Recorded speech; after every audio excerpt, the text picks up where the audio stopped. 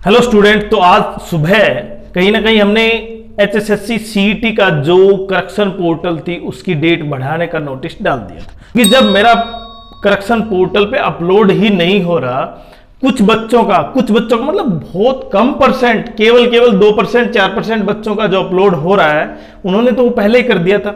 लेकिन फिर भी चलो उनका अगर नहीं हो पाया, किसी कारण से साइट नहीं चल रही है, कुछ और कारण से भी, अब उन्होंने वो कर दिया। लेकिन जो हम सोच रहे थे कल कि शायद एसएससी उस चीज को भी, जो चीज उसने कहीं ना कहीं इतने समय में बच्चों को वेट करवाया है, वो अपलोड कर दे, वो उसके बारे में डिस्कस कर दे, वो शायद 18 अक्टूबर 17 अक्टूबर कर दे, वो नहीं हो पाया। और क्यों? क्योंकि इसका सबसे बड़ा कारण हम ये मान रहे हैं कि यहां पर एचएसएससी ने वो समय सीमा निर्धारित की थी, उसके तहत ही ये फॉर्म फिल हुआ। लेकिन ऐसे बहुत से बच्चे हैं कि उनके लिए क्या ये सही है? जैसे ईडब्ल्यूएस कैंडिडेट्स हैं, जो ईडब्ल्यूएस कैंडिडेट्स के लिए बहुत इंपॉर्टेंट पॉइंट है। देखिए, वो जनरल कैंडिडेट नहीं, वो ईडब्ल्यूएस कैंडिडेट हैं और ईडब्ल्यूएस सर्टिफिकेट बनती है पूरे फाइनेंशियल ईयर के लिए। आप पहले इसको समझे। फाइनेंशियल ईयर का अर्थ यह है कि पूरे वित्तीय वर्ष के दौरान। अब वित्तीय वर्ष का अर्थ ये कतई अर्थ नहीं है कि आपकी सर्टिफिकेट मार्च में बने या अप्रैल में बने या जुलाई में बने, उससे कोई फर्क नहीं पड़ेगा आपकी सर्टिफिकेट की डेट पर। आपका सर्टिफिकेट केवल फाइनेंशियल ईयर के लिए होना जरूरी है, क्योंकि इसमें समय भी लग सकता है। इसमें 4 महीने 2 महीने समय भी लगता है।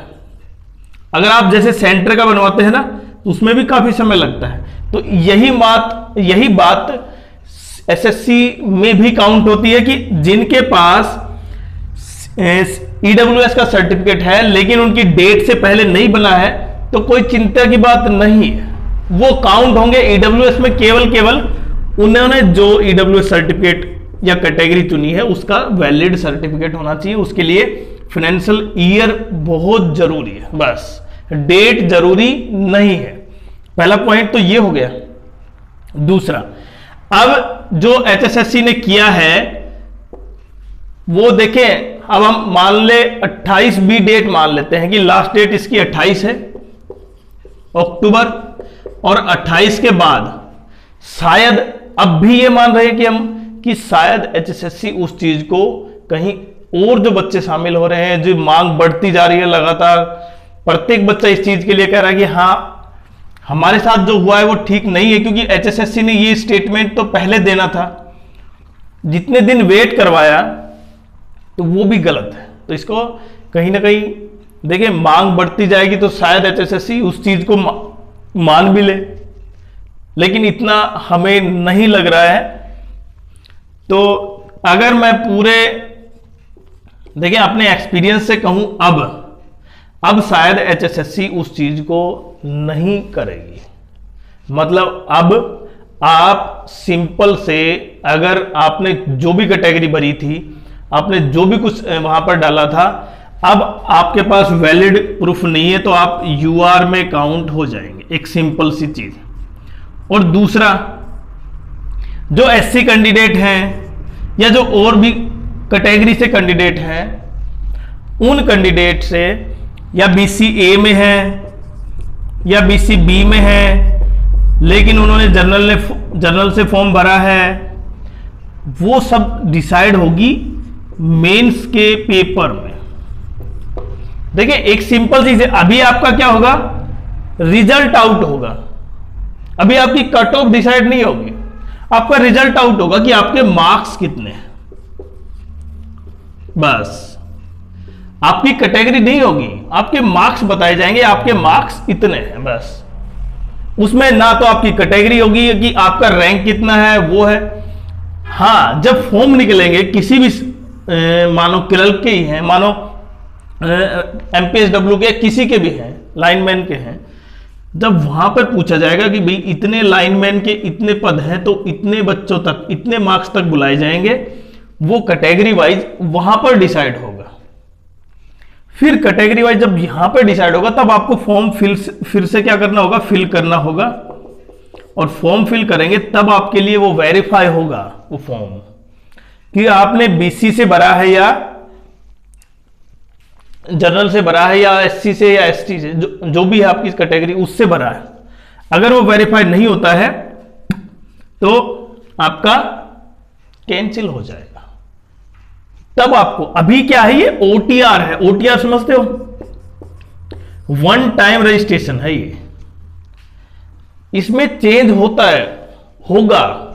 तो जिनके नाम के अक्सर स्पेलिंग चेंज है, जिन्होंने थोड़ी सी अपने टोटल मार्क्स थे उसमें गड़बड़ी कर दी है, जिन्होंने बीसी की जगह फिल करना था उन्होंने वहां पर फॉर्म कर दिया फिल ओबीसी का सर्टिफिकेट, तो उनके लिए कोई दिक्कत नहीं है। अभी क्या है, वो ओटीआर है।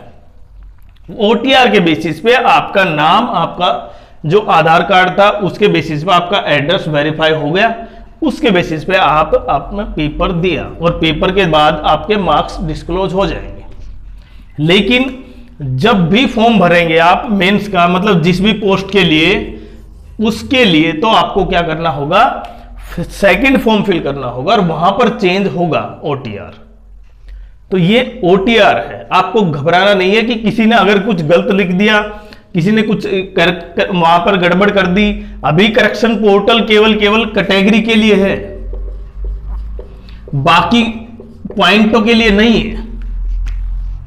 वो इसलिए क्योंकि आप ये समझ पा रहे हैं कि कैटेगरी के बेसिस पर लास्ट में सिलेक्शन मिलेगा, लेकिन आपने बाद में जो मेंस का होगा तब भी आप ये छोटी मोटी चीजें जो भी चेंज करना है वो चेंज कर पाएंगे। अब सीटेट का एग्जाम देखें, सीटेट का एग्जाम बच्चे भी बहुत से ज्यादा उत्सुक थे कि सीटेट का एग्जाम कब होगा। तो सीटेट एग्जाम ने सीबीएसई ने अपनी साइट पर डाल दिया है कि 8 फरवरी 2026 को संडे पेपर 1 और 2 8 फरवरी को होगा। और इसके लिए नोटिफिकेशन डिटेल से है, देख सकते हैं आप। The 21st edition of the Central Teacher Eligibility Test on 8th February 2026, Sunday, or paper 1 and paper 2. The test will be conducted in 20 languages in 132 cities all over the country. The detailed information bulletin contain detail of examination, syllabus, language, eligibility criteria, examination fees, examination city and important dates will be available on CTET official website ctet.nic.in in shortly. As aspiring candidates are requested to download information bulletin before from above mentioned website only and then read the same carefully before applying. The aspiring candidate have to apply online only through CTET website http://ctet.nic.in। तो ये आपने देखा, ये CBSE का नया notification CTET exam, ये हिंदी में भी देख सकते हैं आप, केंद्रीय माध्यमिक शिक्षा बोर्ड का वही पेपर। तो आपको कंफर्म है, अब आपका पेपर 8 फरवरी को संडे के दिन है। ये बिल्कुल साफ साफ लिखा है, हिंदी और इंग्लिश में नोटिफिकेशन दोनों है, आप देख सकते हैं।